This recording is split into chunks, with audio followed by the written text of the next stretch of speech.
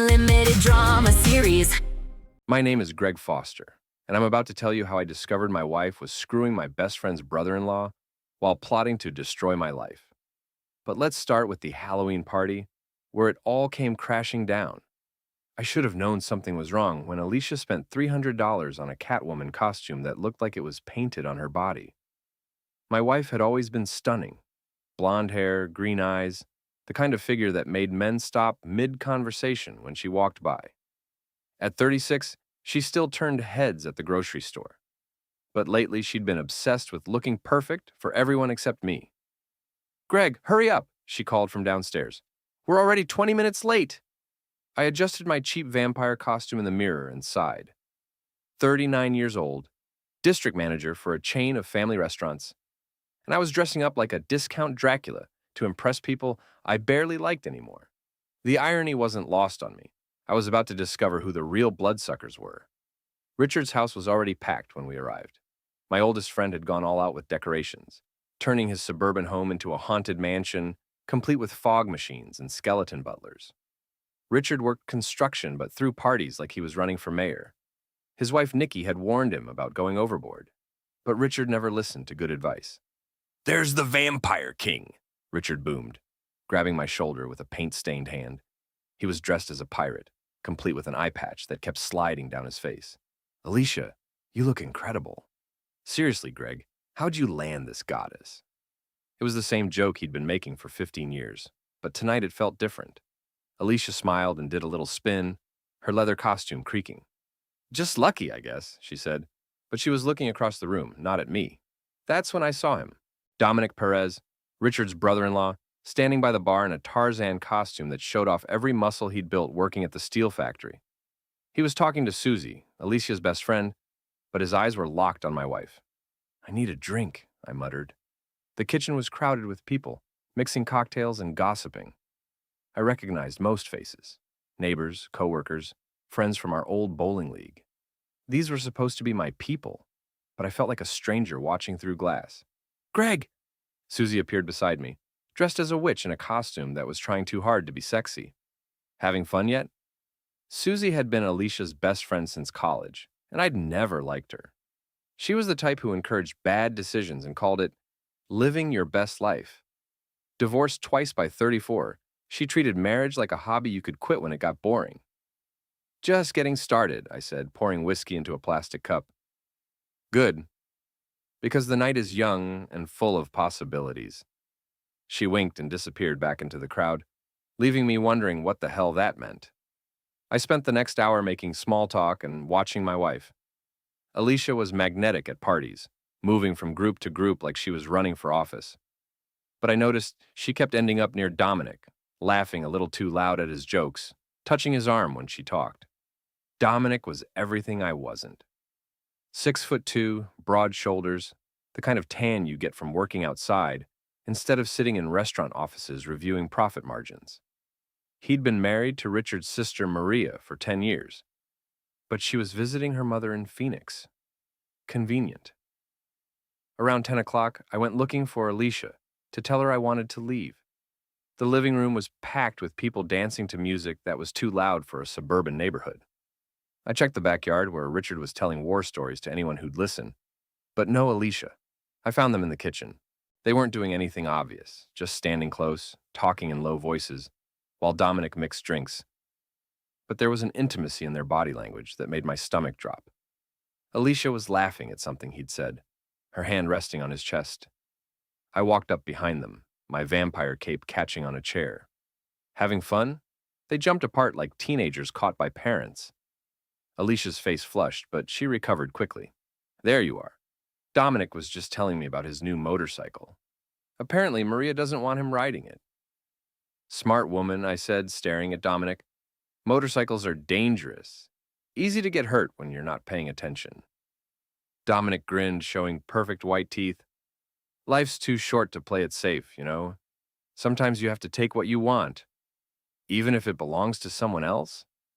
The question hung in the air like smoke. Alicia shot me a warning look, but Dominic just kept smiling. "I wouldn't know about that," he said. "I've always been lucky enough to get what I want, honestly." I wanted to hit him. The urge was so strong I could feel my hands forming fists. But we were surrounded by people, and I was 39 years old, not 19. So I smiled back and said, "Lucky you." The rest of the party passed in a blur of forced conversations and fake smiles. Alicia stayed close to me after that, playing the perfect wife, but I could feel the tension radiating from her like heat. When we finally left at midnight, she was quiet during the drive home. "You were rude to Dominic," she said as we pulled into our driveway. "Was I? I thought I was being friendly." "You know what I mean, Greg. That comment about taking things that belong to other people. What was that about?" I turned off the engine and looked at her in the dim light from our porch. Even angry, she was beautiful. "You tell me." "I don't know what you're implying, but I don't like it." "I'm not implying anything. I'm asking directly. Are you sleeping with Dominic?" The silence stretched between us like a chasm. In that moment, I knew the answer before she said a word. "How dare you?" she whispered. "How dare you accuse me of cheating based on a conversation at a party?" "So that's a no?" "That's a go to hell, Greg. I can't believe you'd think so little of me." She got out of the car and slammed the door hard enough to wake the neighbors. I sat there for a long time, listening to the engine tick as it cooled, wondering when my marriage had become a lie I was telling myself. Inside, Alicia had already gone upstairs. I found her in the bathroom, wiping off her makeup with angry, efficient strokes. "We need to talk," I said. "No, we don't. You need to apologize." "For what?" "For noticing that my wife was flirting with another man?" She turned to face me, her green eyes blazing. "Flirting? Is that what you call being friendly? God, Greg, when did you become so paranoid and insecure?" "Maybe around the time you started coming home late 3 nights a week, or when you stopped wearing your wedding ring to the gym, or when you changed the password on your phone." "I changed my password because you were going through my messages like some kind of stalker." "Once. I looked once because you were acting strange." "Strange how? Because I have friends? Because I have a life outside of this house and your restaurants?" We were shouting now, something we rarely did.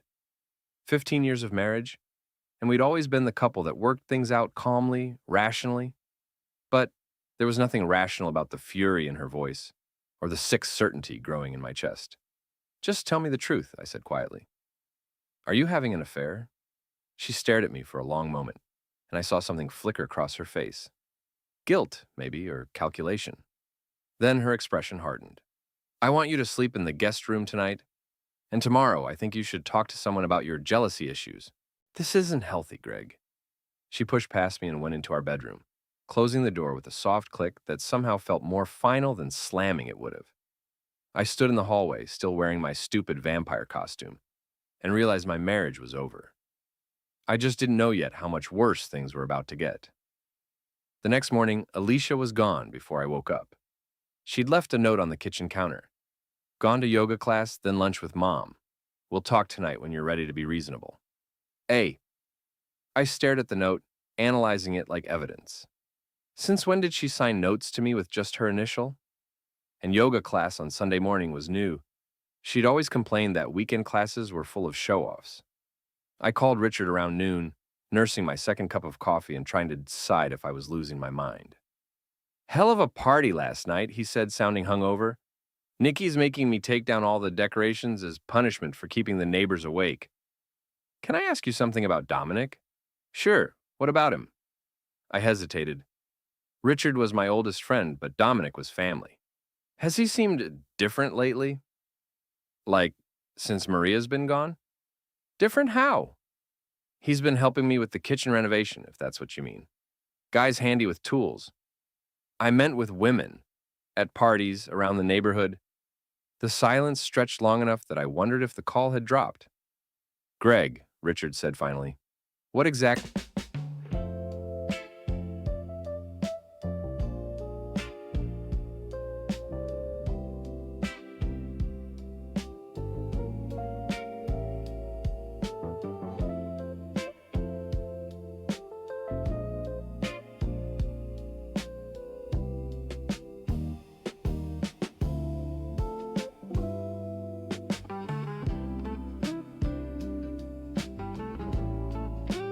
are you asking me?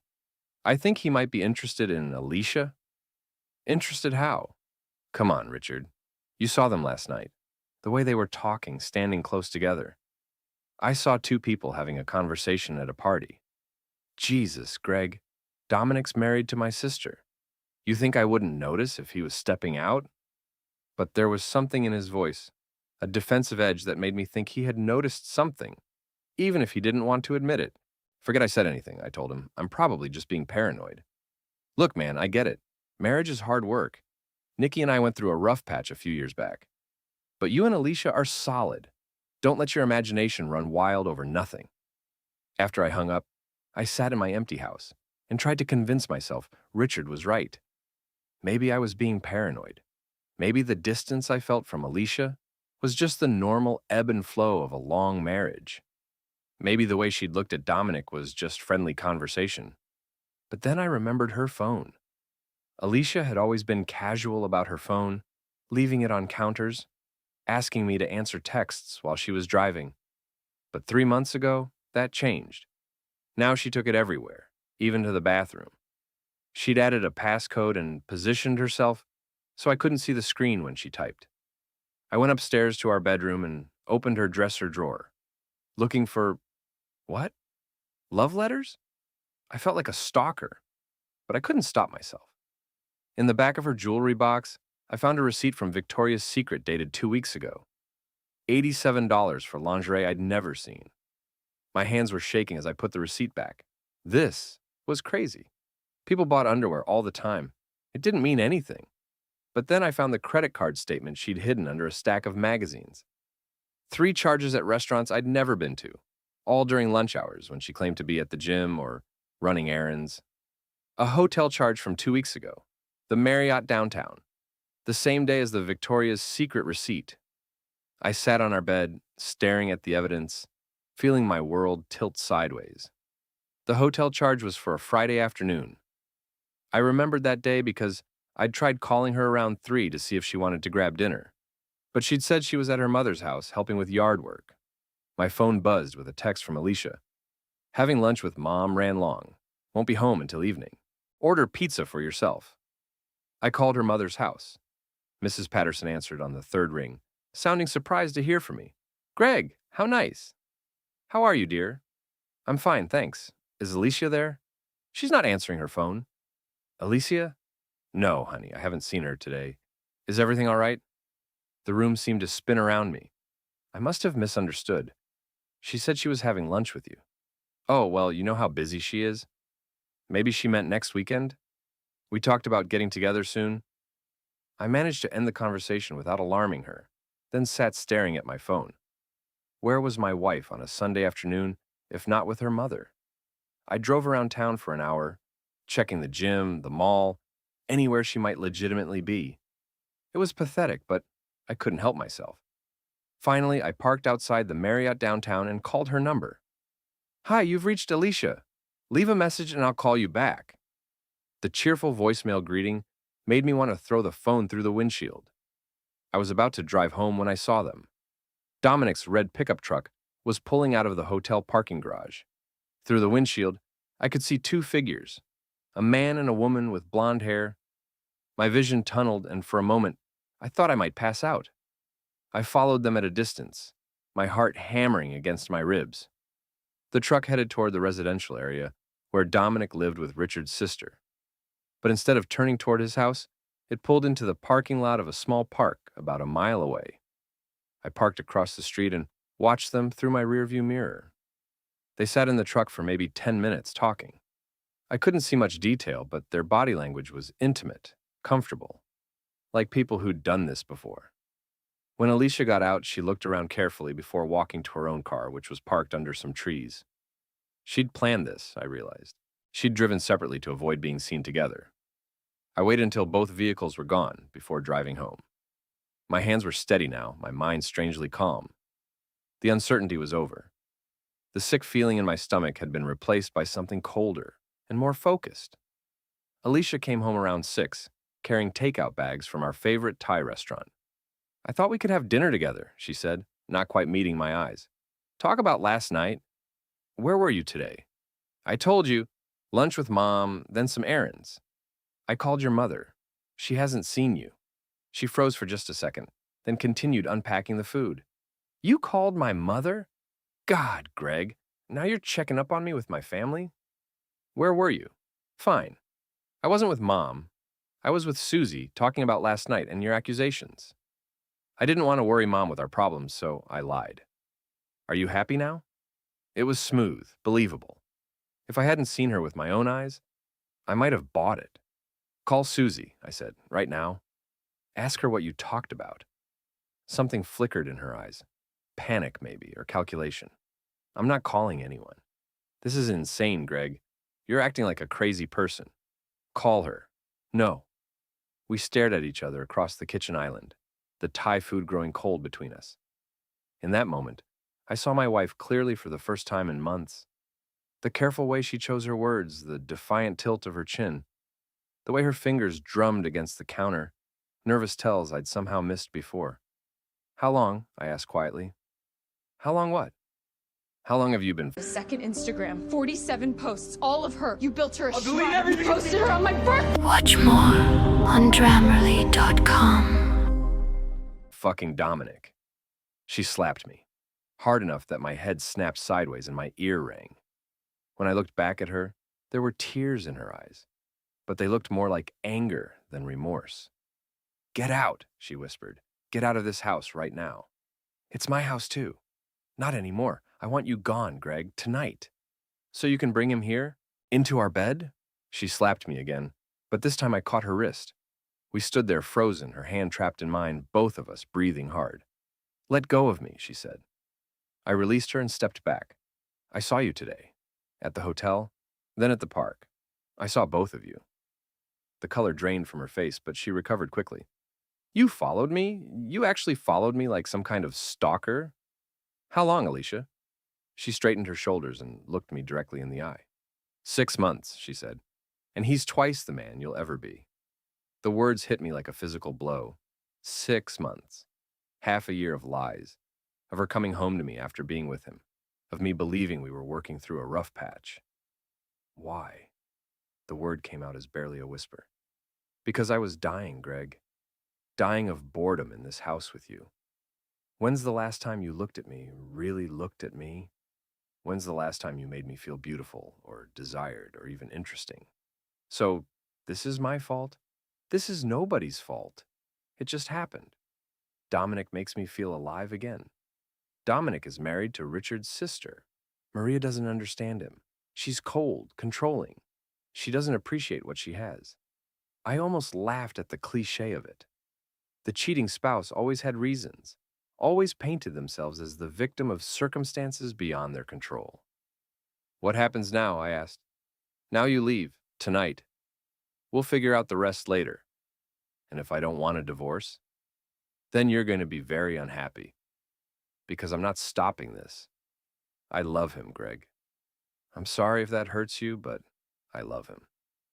I looked around our kitchen at the home we'd built together over 15 years, at the woman I'd thought I'd grow old with. Everything familiar suddenly felt foreign, like I was seeing it all for the first time. I'll pack a bag, I said. She nodded, wiping her eyes with the back of her hand. I'll stay at Susie's tonight. Give you space to get your things. How thoughtful. Greg, she reached toward me, then let her hand fall.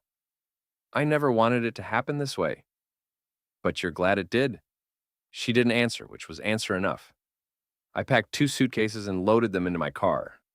Before I left, I walked through the house one more time, trying to memorize details I'd taken for granted. The photo of us on our wedding day, both of us so young and hopeful. The kitchen table where we'd eaten breakfast together for 15 years. The living room where we'd watched movies and argued about the remote. It all belonged to the past now, to people we used to be. As I pulled out of the driveway, I saw Alicia's car turning onto our street. She was coming back earlier than promised, probably to call Dominic and tell him the coast was clear. I drove to a hotel across town, not the Marriott, and checked into a room that smelled like industrial carpet cleaner and broken dreams. I sat on the bed and stared at the wall, trying to process the fact that my life had just imploded. My phone buzzed with a text from Richard. Heard from Nikki you and Alicia had a fight. Want to grab a beer and talk? I stared at the message for a long time before typing back, rain check. Need some time to think. But thinking was the last thing I wanted to do, because every thought led back to the same place. My wife in a hotel room with another man, telling him she loved him, planning a future that didn't include me. I turned off the lights and lay in the darkness, listening to traffic outside and wondering how I'd become the kind of man whose wife needed to find excitement somewhere else. Tomorrow, I'd have to figure out what came next. Tonight, I just had to survive. I spent 3 days in that hotel room, calling in sick to work and living on room service and bourbon. By Wednesday, Richard was pounding on my door. Open up, Greg. I know you're in there. I let him in and he took one look at me, unshaven, still in the same clothes from Sunday, and shook his head. Jesus Christ, man. You look like hell. Feel worse. He sat in the room's single chair while I collapsed back onto the bed. Nikki made me come check on you. She's worried. Tell her I'm fine. You're not fine. You're falling apart. What happened with Alicia? I told him everything. The hotel receipt, following them, the confrontation. Richard listened without interrupting, his expression growing darker with each detail. Dominic, he said finally, that son of a bitch. You believe me? I believe you. And now some things make sense that didn't before. Like what? Richard rubbed his face with both hands. He's been asking a lot of questions about you lately. Your work schedule, when you travel, that kind of thing. I thought he was just making conversation, but he was gathering intelligence? Looks like it. And Maria called me yesterday, crying. She found some charges on their credit card she couldn't explain. Hotel rooms, expensive dinners. She thinks he's cheating, but doesn't know with who. The room felt smaller suddenly, like the walls were closing in. So, what do I do? First, you shower and shave. Then we're going to my house. And you're going to tell Nikki everything. She's got a better head for this stuff than either of us. Nikki Patterson had been Richard's wife for 12 years, and she was the smartest person I knew. She worked as a paralegal for a divorce attorney downtown, which meant she'd seen every variation of marital betrayal imaginable. She listened to my story while making coffee in their kitchen, occasionally asking sharp questions about dates and details. When I finished, she sat across from me at their dining table and pulled out a legal pad. First thing, she said, you need a lawyer. Not just any lawyer. Someone who specializes in divorce and won't let Alicia steamroll you. I don't want to fight her. I just want out. Greg, honey, she's been planning this for months. You think she hasn't thought about what happens to your house, your business, your retirement accounts? You need to protect yourself. What business? Richard asked. I own 40% of the restaurant group, I explained. It's my biggest asset besides the house. Nikki made a note. She'll go after that. Probably claims she supported your career, helped you build it. How's your name on the paperwork? Joint ownership with my business partner, but Alicia's name isn't on anything. Good. That'll help. What about the house? Both our names on the deed. Expected? We'll deal with that. What about evidence of the affair? I told her about the hotel receipts, the credit card charges, seeing them together. Not enough, she said. You need photos, texts, something concrete. He said she said won't hold up if she decides to play hardball. I'm not hiring a private investigator to follow my wife around. You don't have to. But you should document everything you can. Dates, times, places. And Greg, change your passwords. All of them. Bank accounts, email, everything. If she's been planning this, she might have access to things you don't realize. That afternoon, I went home while Alicia was at work. The house felt different. Not just empty, but actively hostile. She'd already started erasing me, I realized. Photos of us together had been moved or turned face down. My favorite chair in the living room was piled with her magazines and workout clothes. I packed more clothes and gathered important documents, birth certificate, passport, insurance papers. In my home office, I checked my computer's browser history and found something that made my blood run cold. Alicia had been researching divorce lawyers. Not just researching. She'd filled out contact forms for 3 different firms, all known for aggressive representation of wives in high-asset divorces. The timestamps showed she'd been doing this research for 2 weeks, starting the day after our anniversary dinner. While I'd been trying to figure out what was wrong with our marriage, she'd been planning its destruction. I printed the browser history and added it to a folder I was building. Nikki was right. I needed to document everything. My phone rang as I was leaving the house. Unknown number. Hello? Greg, it's Maria, Dominic's wife. My stomach dropped. Hi, Maria. I need to talk to you. Can you meet me somewhere? It's about Dominic and your wife. We met at a coffee shop downtown, neutral territory. Maria looked like she'd been crying for days. She was a small woman, pretty in a quiet way that was the opposite of Alicia's flashy beauty. Richard had always said she was too good for Dominic. I know, she said as soon as I sat down. About them, I've known for weeks. I'm sorry. Are you? Because part of me thinks you should have told me. She was right, and we both knew it. I only found out Sunday night. But you suspected before that. I nodded.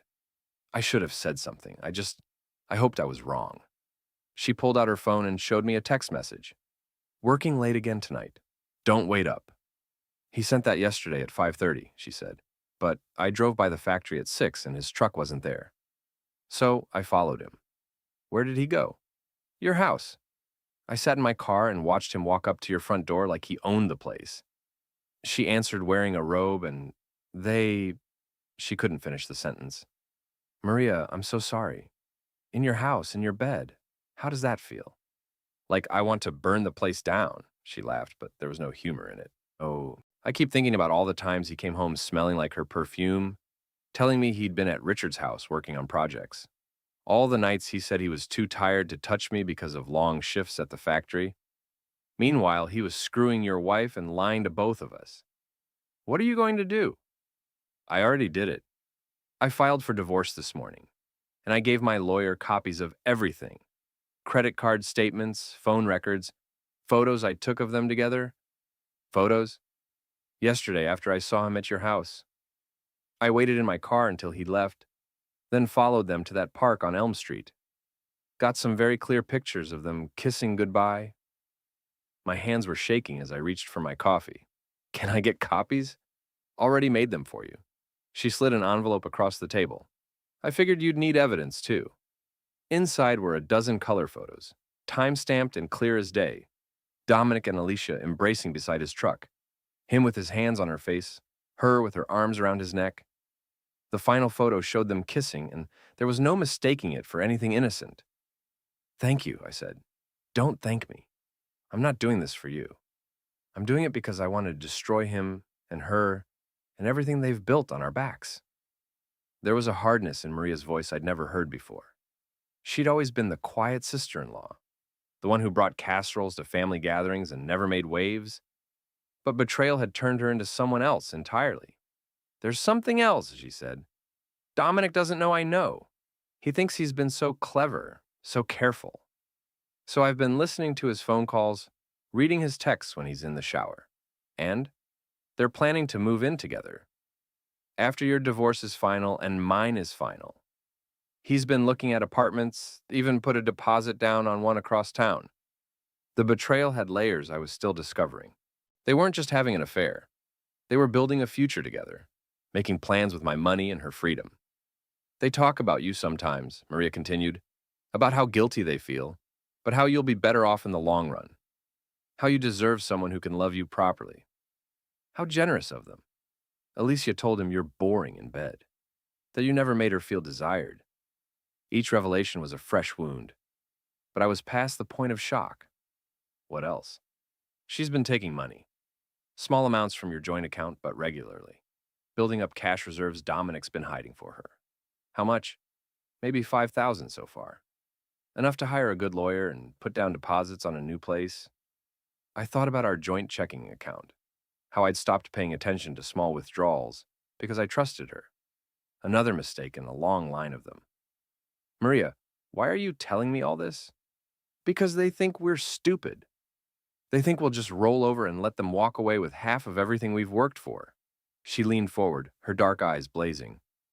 But I'm not stupid, and neither are you. We can help each other. How? Information, evidence, strategy. Your friend Nikki isn't the only one who knows lawyers. I've got connections too, and I've been planning this longer than you have. What do you want from me? I want you to keep pretending you don't know about the money, the apartment, their future plans. Let them think they're still fooling you. Meanwhile, we document everything and build cases that will leave them with nothing. It was tempting, the idea of turning the tables on people who thought they were so much smarter than us. But something held me back. I just want out, Maria. I don't want to destroy anyone. They're destroying you. Every day you pretend not to know what's happening, they're stealing more of your life, your money, your dignity. She gathered up her purse and stood. Think about it, Greg. But don't think too long. They're moving fast. And if you don't protect yourself, you'll lose everything. After she left, I sat in the coffee shop staring at the photos. My wife's face was radiant in them, happier than I'd seen her look in years. She was in love, genuinely in love, just not with me. I thought about Maria's offer of alliance, about Nikki's advice to fight, about the browser history showing Alicia's research into divorce lawyers. Everyone was telling me to prepare for war, but all I wanted was peace. My phone buzzed with a text from Alicia. Can we talk tonight? I think we should discuss next steps like adults. I stared at the message, wondering if she knew about Maria's discovery, about the photos, about any of the evidence building against her. Probably not. She still thought she was in control of the narrative. I texted back, "Sure, your place or neutral ground? The house is fine. I'll cook dinner." Dinner. Like we were still a couple working through problems instead of enemies preparing for battle. I drove back to the hotel and called Nikki. "I need that lawyer's name," I said when she answered. "What changed your mind?" I realized I'm not the only one who's been naive.